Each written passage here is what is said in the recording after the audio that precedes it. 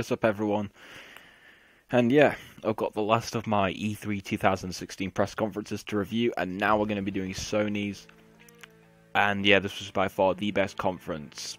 There was very little competition, but yeah, this was by far the best conference that we got in the entire of E3 this year. I mean, this was better than all the other conferences combined.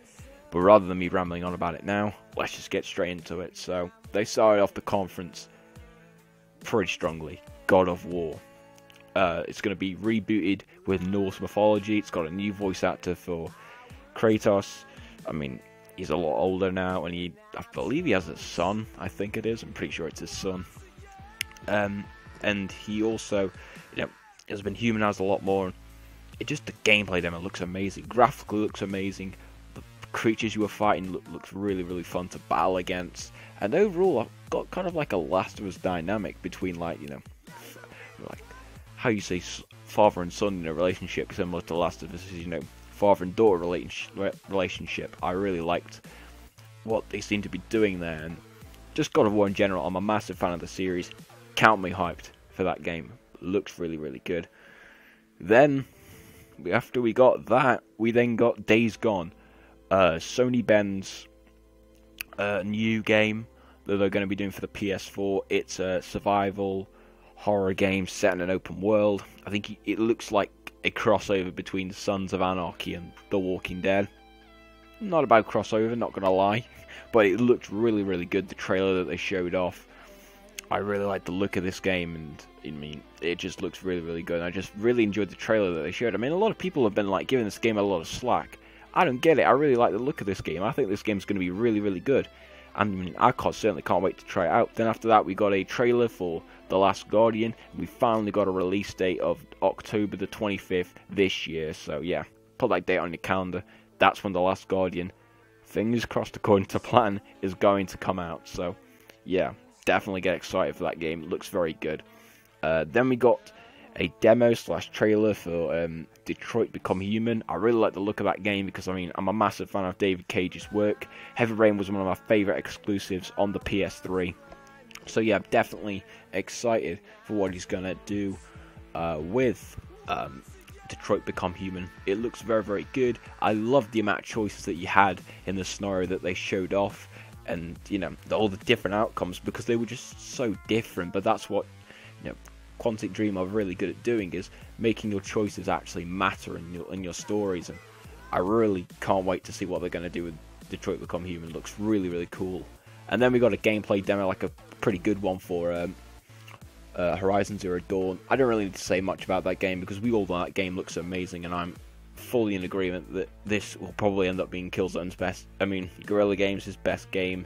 I've not been the biggest fan of the Killzone series, but even I'll admit this game looks pretty awesome. And the trailer, the gameplay, really does look incredible. I can't wait to play this game, next year. It looks really cool.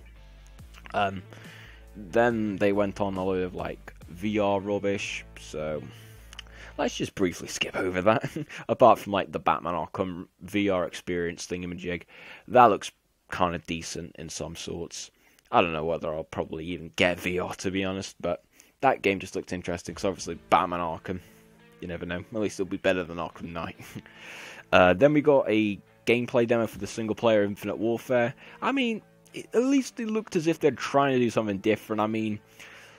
The way of how the battle landscape, with the massive, ship battles, and the fact that you can, obviously the gameplay's now in space, but it just doesn't really interest me. The other reason I would want to buy Infinite Warfare is to get COD 4, but I'd rather wait for, some sort of price drop, because I'm pretty sure it's probably going to happen. Then we got Crash Bandicoot confirmed for a remake of the first 3 games. I never got to play them on the PS1, unfortunately, so yeah, I'm really happy. I can't wait to play these on PS4.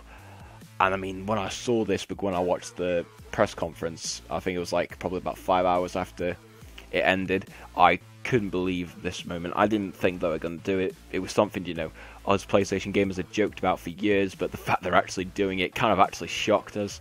But yeah, I definitely can't wait for this game. It's going to be pretty amazing, and I can't wait to see what they're going to end up doing with it. So, yeah, definitely can't wait to jump onto Crash Bandicoot Trilogy when it comes out. They didn't give a release date, but I'm not really too bothered. The fact that they've actually announced it is pretty much what people are just going to be talking about. So, yeah, really looking forward to that.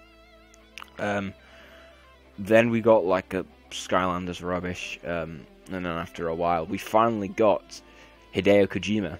Like 9 months after he gets fired by Konami, he's back on Sony's stage, and he's already got like a cutscene from his new game, which is called Dead Stranding. It's got Norman Reedus in it, because obviously Norman Reedus was going to work with Hideo Kojima on PT, also known as Silent Hills, but obviously that got cancelled.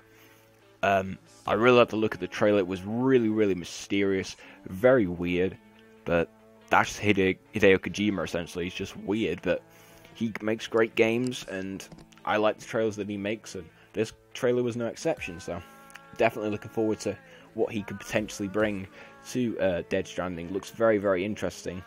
We didn't get a release date for that either, but I still can't wait for it. Still probably going to be pretty awesome. And then, after all that, we eventually got a gameplay demo for Days Gone, which seemed a bit weird. I didn't understand why they showed the trailer, very early on in the conference, and then a gameplay demo shortly after. I have heard of the theory that Red Dead 3 was supposed to be shown, which I fully agree on. Like, I'm pretty sure Red Dead was going to be shown at this point, but they cancelled it last minute and put this here. I mean, it just felt a bit out of place, but nevertheless, the gameplay demo looked really, really good. I mean, the amount of zombies like swarming after you was pretty ridiculous, and it just looks like a really fun game to play, and I can't wait to play it. And that was E3 2016 for Sony. I really loved the look of the conference. By far the best conference. I'd give it a 9.5. By far the best conference of the whole of E3. So yeah, let me know in the comment section what you thought of the conference, and yeah, see ya.